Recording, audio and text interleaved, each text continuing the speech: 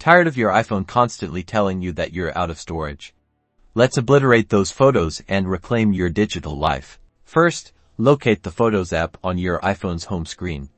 It's the icon with the colorful pinwheel. Tap it to open your photo library.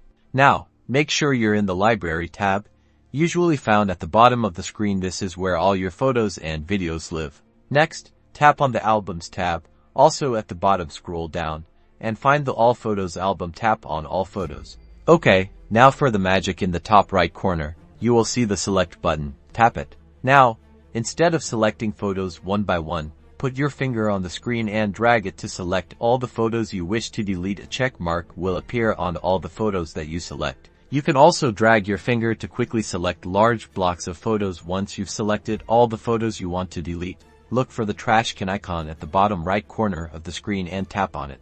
A confirmation message will pop up asking if you're sure you want to delete these photos. Tap Delete Number Photos. But wait, there's one more step. These photos are now in your recently deleted album, taking up space for 30 days. Go back to the Albums tab. Scroll down until you see Recently Deleted and tap it. Then, tap Select in the top right corner, followed by Delete All at the bottom left. Confirm one last time by tapping Delete Number Items, and boom! Your photos are gone, and your iPhone storage is freed up.